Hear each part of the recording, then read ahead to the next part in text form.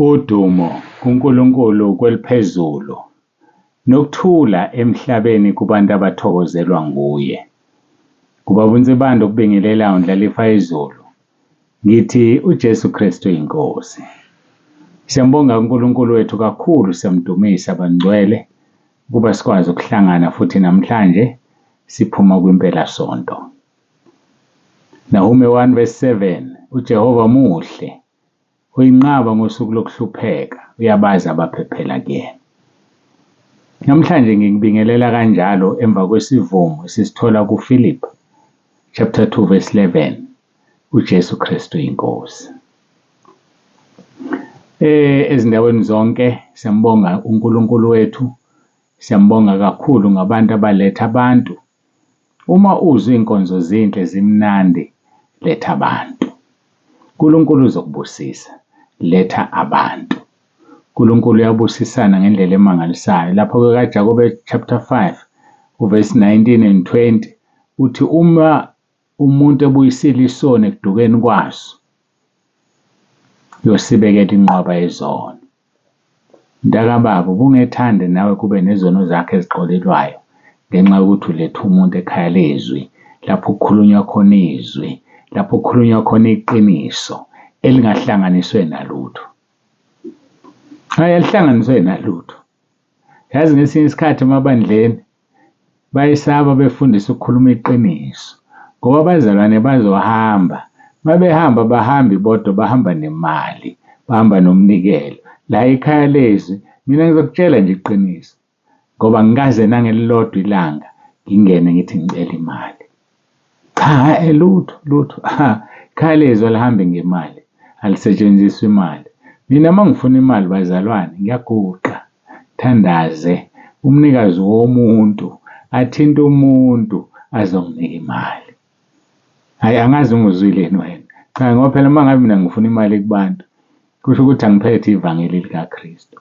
ElikaKristu lihamba mahhala, lishunyayelwa mahhala, limahhala lonke. Kodwa uyena obonayo ukuthi lihamba kanjani. Mina ngithi Nkosi, njengoba wangibiza namanje sekufanele ngihambe, uzobona ngihamba kanjani. Endaba esebona kuba umsebenzi wakhe. Hhayi, ayehli imali ezulwini, uthinta umuntu. Angazi-ke wena uma usuwakwathinthwa usuyaziba okwakho-ke lokho. Sadlula isibusiso wathinta omunye ongazibanga. And usazobathinta nje futhi. Mina cha, akona umsebenzi wami. Owami umsebenzi ukuthi ngibe imbongolo, angigibele, ngimuse la efuna ukuya khona. Hhayi, angilutho mina bazalwane. Hhayi, angilutho nje. Ngiyimbongolo egitshelwe. Ngiyamkhumbula uJesu ongena eJerusalema, ethuma abafundi bakhe ethi, yanini kuloya muzi nizofica ithole lembongolo liboshiwe. Nilithukulule nibuye nalo. Masathi uma benibuza nithi inkosi iyalidinga. Yazi isimanga leso. Bathotshwa igama elithi inkosi iyalidinga, bayeke ukudaza inkani, bayeke ukuthi yaphi yona le nkosi, bayeke ukukhuluma izinto ey'ningi. Inkosi iyalidinga kwaphela nje. Lithi izwi lenkosi bathi uma befika nalo, abantu bakhumula iy'ngubo, balembathisa la kuzohlala khona uJesu. Bazindlala phansi ezinye, bandlala namasundu phansi. Babengandlaleli ithole, babengambathisi ithole, babenzela owayezogibela etholeni. Manje nani ningadideki bazalwane, ningikhonze, ningangikhonzi. Khonzani uJesu ukuthi ngesinye isikhathi animboni, nibona mina. Ningangitusi, ningangikhonzi. Khonzani lo ngigibele.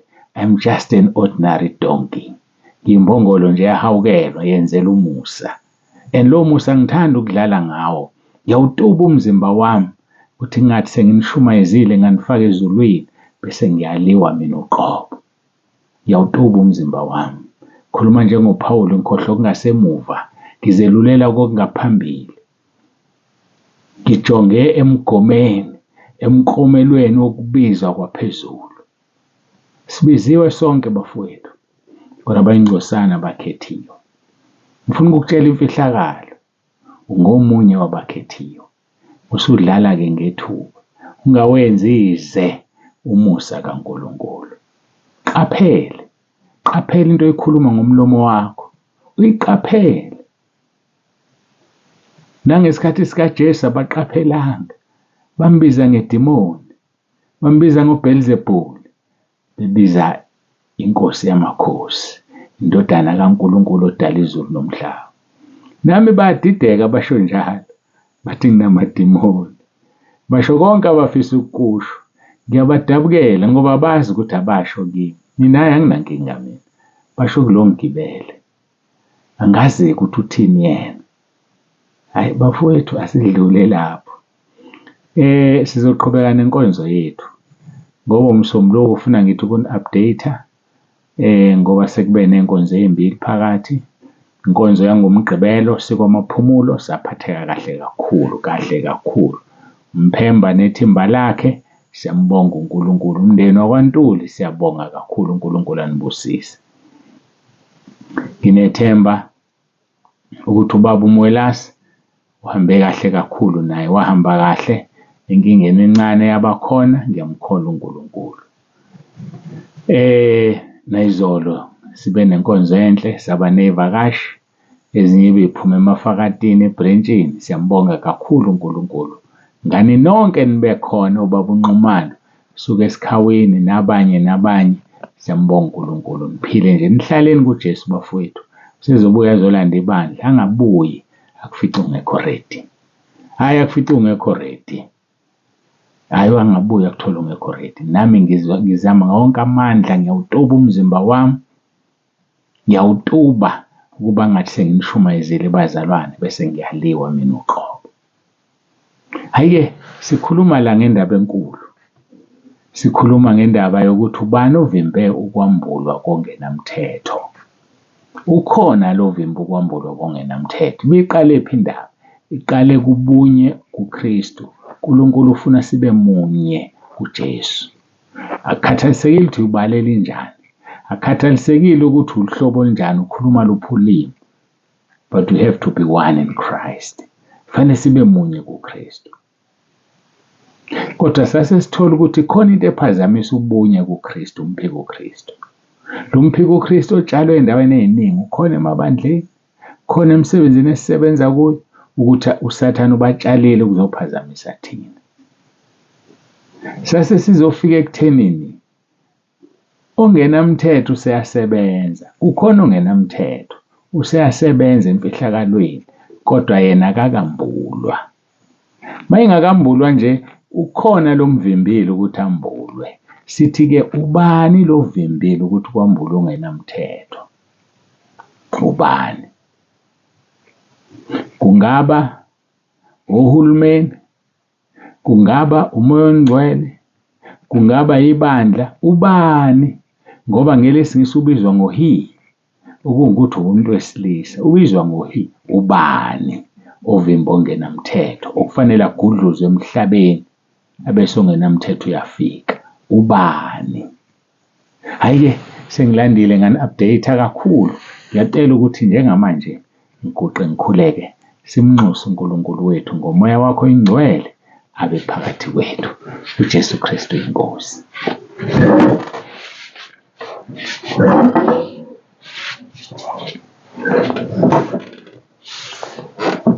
Baba, egameni likaJesu ophilayo, uNkulunkulu wethu onomusa, siyazithoba phambi kobuso bakho. Siyabonga uthando. Sohlale silibonga Nkosi ngoba lungelinganiswe nalutho. Lubanzi, awukwazi ukulujikeleza. Luphakeme, ukwazi ukulweqa. Lujulile, ukwazi ukungena ngaphansi kwalo. Siyabonga Nkosi ngothando osithande ngalo. Siyabonga ukuthi usipha amandla okunqoba ngenkosi yethu uJesu Kristu ophilayo. Namanje-ke moya ongcwele iba nathi kule nkonzo uzambule ukhulume. uJesu Kristu inkosi. Amen.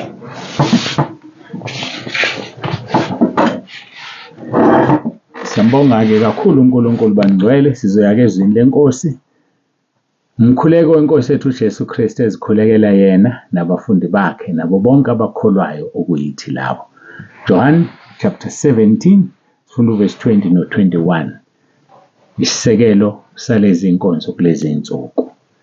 Verse 20, angiceleli laba bodwa kepha nalabo abakholwa yimi ngezwi labo. Verse number 21, ukuba bonke babe munye njengalokhu wena Baba ukimi nami ngikuwe ukuba nabo babe kuthina ukuze izwe likholwe ukuthi wena ungithumile. Webafowethu, izwe alikholwa ithina ukhiye esidala ukuthi izwe lingakholwa ukuthi uJesu uthunyiwe ngoba asikho munye.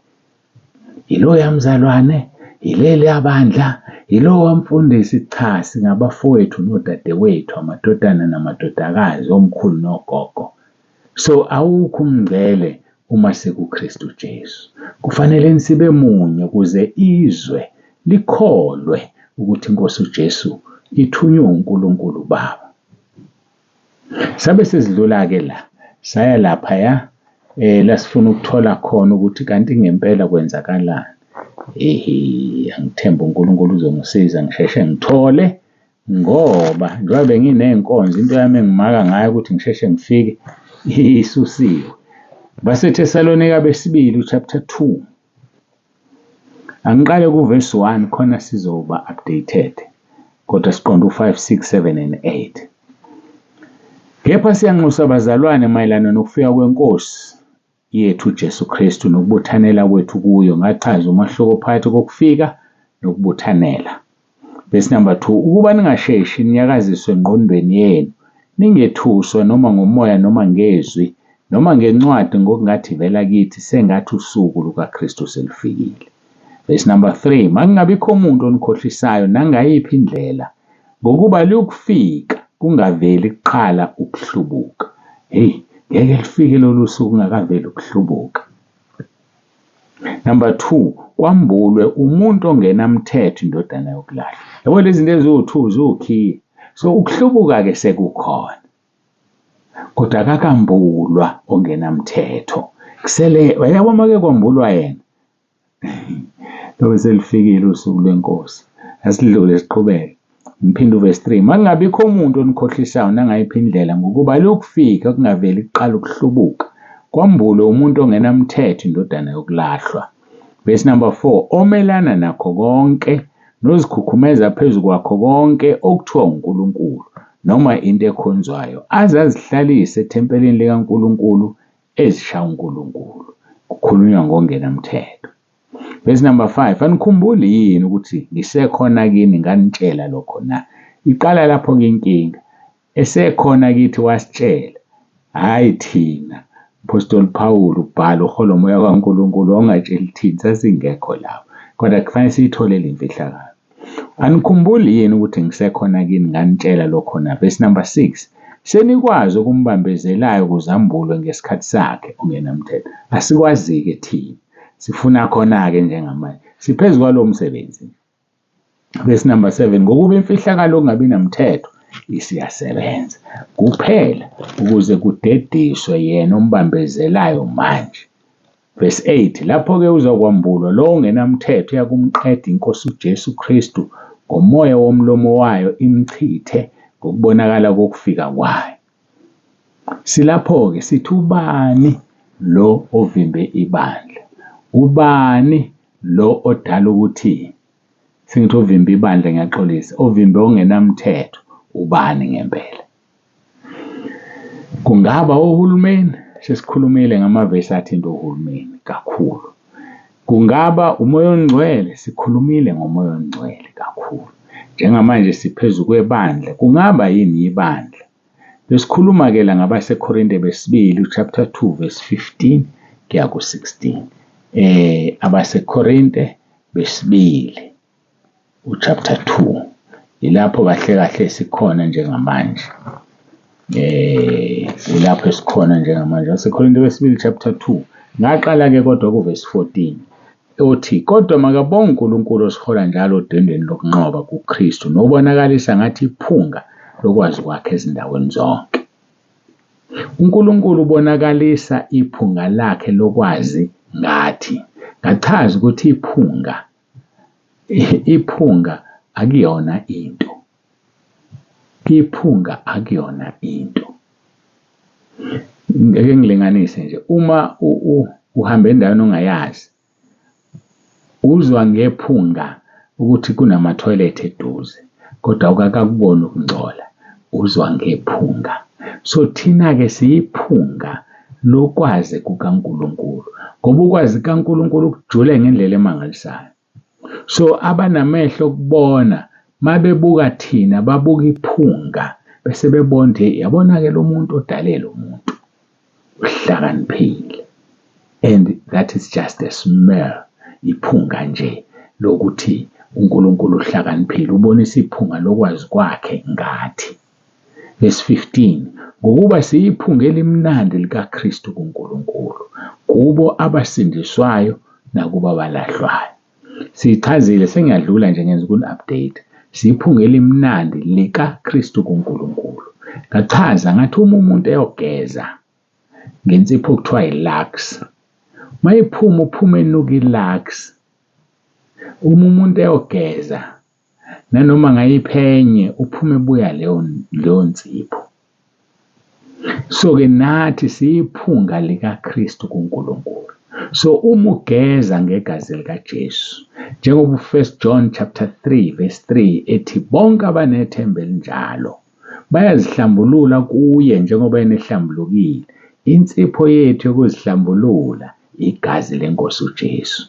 Ngakho-ke ngalo leli gazi siyiphunga elimnandi kuNkulunkulu, iphunga lendodana yakhe kuNkulunkulu. Angiphinde ku-verse 15, ngokuba siyiphunga elimnandi. Kukhulunywa ngebandla la, ningaqonda ngikhuluma nge-individual, but ekugcineni kwakho konke ibandla lakhiwa abantu, ama-individuals. Kodwa ngithe sikhuluma ngebandla sifuna ukuthola ukuthi ubani ovimbe umphiko uKristu. Neyizwa loo nto leyo. So uma sifuna ukuthola-ke lokho, ngokuba-ke siyiphunga elimnandi likaKristu kuNkulunkulu kuba abasindiswayo nakubo abalahlwayo. Verse 16, kulaba abalahlwayo labo siyiphunga lokufa kube ngokufa, ngoba impilo yomzalwane kufanele yahlulele umuntu ongakholwa. Kufanele umzalwane mayebona umuntu ongakholwa ahluleleke abesethatha isinqumo sokusindiswa noma afe, ngoba umuntu ongakholwa ufile ephila. So siyiphunga elimnandi kwabasindiswayo, siyiphunga lokufa kwabafayo. Kodwa kulaba siyiphunga lokuphila kube ngokuphila abasindiswayo.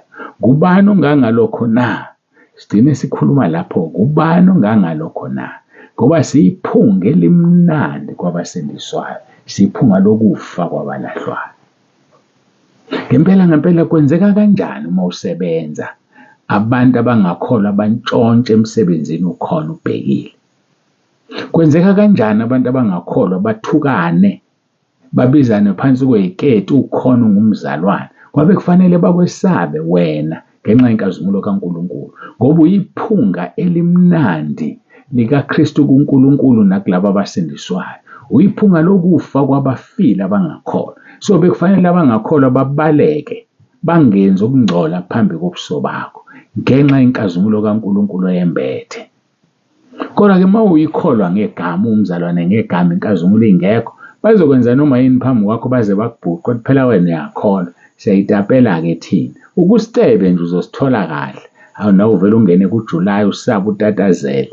Yindaba usabani?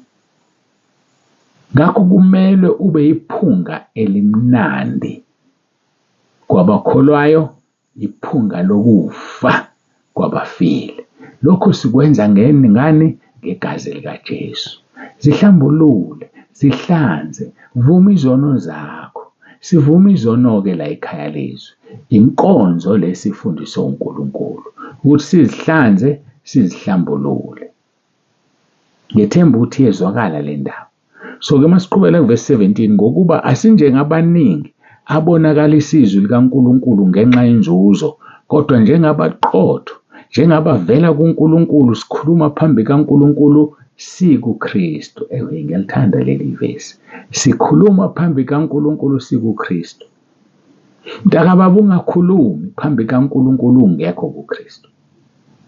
Ungakhulumi phambi kaNkulunkulu ungenalo iphunga likaKristu. Udinga ukuba nephunga likaKristu ukuze ube nalo, udlule egazini lakhe. Athi mayibhala umpostoli Paul athi uma umuntu ekuKristu Jesu uyisidalwa esisha, Manje balithanda abantu leli gama. Wonke umuntu nje ngikuKristu Jesu zingavunyiwe izono ungelona iphunga elimnandi likaKristu. Ukuye kanjani unganuki yena? Ukuye kanjani nje ngempela ngoba phela unuki yena. Udinga ukunuka yena. Kuze unuke yena udinga ukuhlanzwa ngalensipho ewuye, ngalensipho eyigazi lakho ugezwe, uthethelelwe izono. Then usuzoba kuye ke. Uthi uma uqhamuka uNkulunkulu ezwe iphunga lendodana yakhe, akubusisa ku-embrace, akujabulele, akugone. Ngoba uma igona wena ugona uJesu, ngoba uzwa iphunga lendodana yakhe kuwena. Uyiphunga likabani wena? Ngiyayibuzela nje, ungelikabani ngempela iphunga? LikaSathane?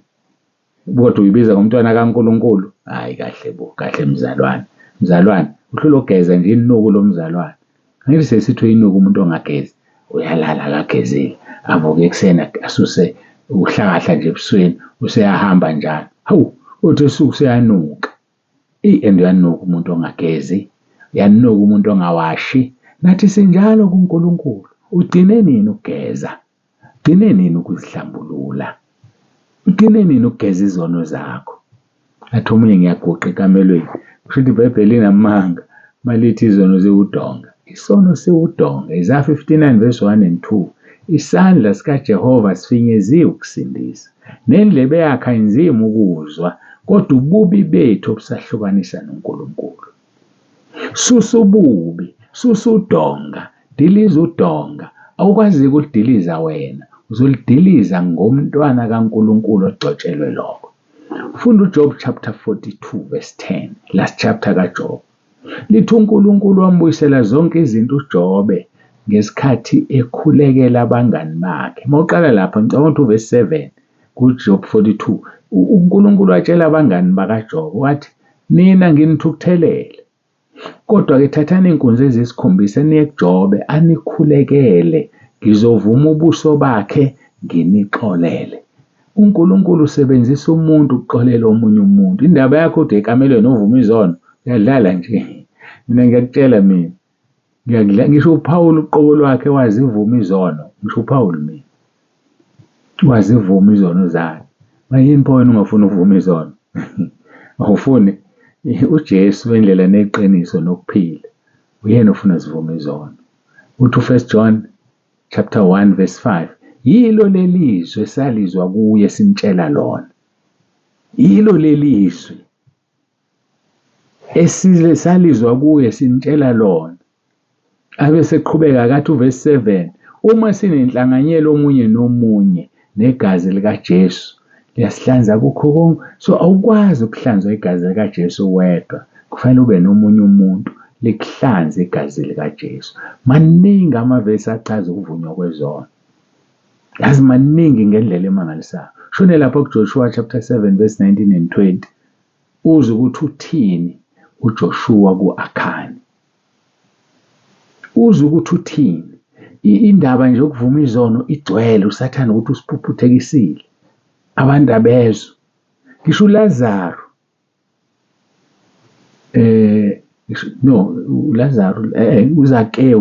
uZakewu wavuma izono. uZakewu uma engena nje uJesu, engena nje endlini yakhe, ababingelelananga, asizwa lutho, wavela wasukuma uZakewu.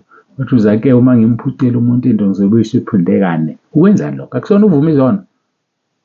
Wathi uZakewu ngizosithatha uhafu ingxenye yefa lami ngipha abampofu. Angithi vele izwi lenkosi lisho njalo. Owebayo akasebenze lapha kwabaseEfesu. Owebayo akasebenzanga beseba, asebenza apha abampofu. So khona abantu abarobha uZakewu angasabazi. So ukuze avale isono leso kufanele aphe abampofu. Siyavunywa izono. uZakewu waqala wavuma izono. Wathini uJesu? Wathi insindiso ifikile kulo muzi. Awu madoda, angeke ifike insindiso izono zingavunyiwe. Mawuya lapha kuIsaka 28 verse 13, lithi ofihla iziphambeko zakhe akayokuphumelela, kodwa ozivumayo azishiye uzothola umusa. Sivume isiphambeko sakho sishiye. Ngesikhathi ubhala phansi wena ulindile idate yakho ocabanga ukuthi nobaba uNsibande kanti noNkulunkulu uqobo lwakhe ayikho ngami, uzothola umusa.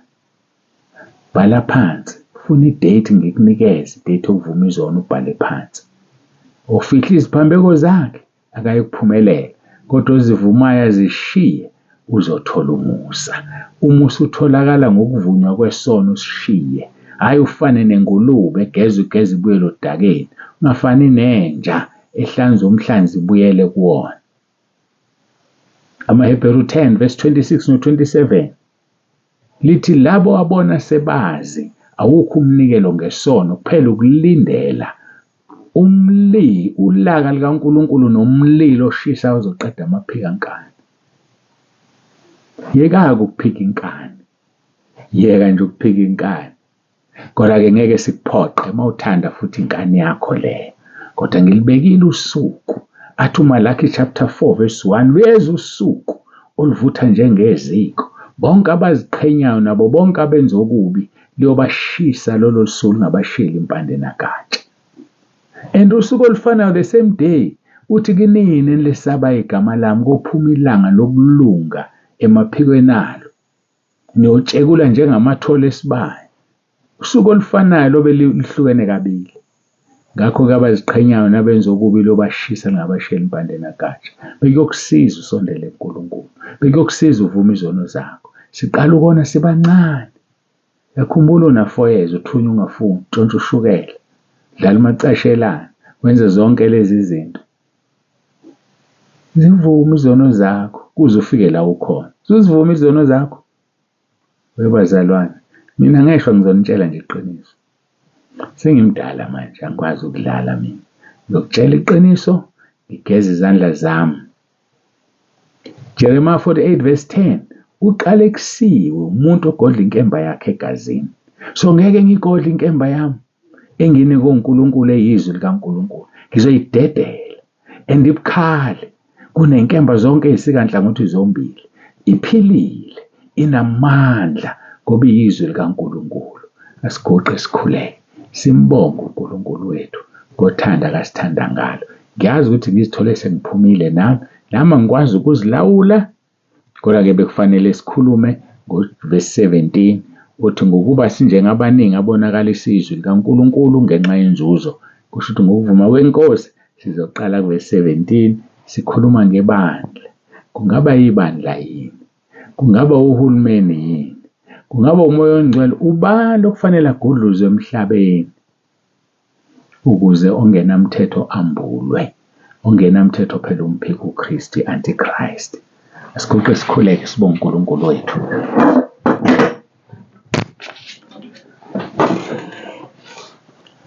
Baba, egameni likaJesu, Baba ongcwele, uNkulunkulu wethu onomusa, siyabonga ukuhlangana nangalesi sikhathi.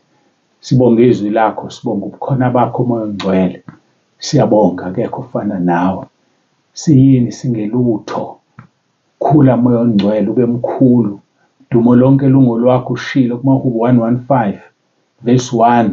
Wathi udumo lungo lwakho ufuna ukuhlukaniselana nomuntu. Siyabonga Nkosi, sijabulela lokho. Khulu ube mkhulu, sinciphe thina ngoba siyibumba kuphela. Kodwa le ngcebo siyiphethe ngalo leli bumba, ingcebo yasezulwini. Ubusisiwe ozwayo lokhu umoya akukhulumayo ebandleni. Siyabonga kakhulu Nkosi, busisa ilona loyo olalele alizwe alenze izwi lakho. Busise Nkosi osazolibuka, abuka alalele ku-YouTube, naloyo Nkosi olalela ku-WhatsApp. Ngiyakhuleka Nkosi ukuba ubabusise abaletha abantu ekhaya lezwi, abakhulisa umsebenzi wakho. Yenza izwi lakho ekaJakobe chapter 5 verse 19 and 20. Ngiyacela ushilo kuJeremiah wathi izwi lakho uyalilinda ukuba likwenze lokho olithume khona. Siyabonga, busisa le nkonzo uJesu Kristu inkosi. Amen. Siyambonga uNkulunkulu wethu kakhulu bangcwele ngoba uNsibande uvalelisayo. Uthi ube nosuku oluhle. uJesu Kristu inkosi.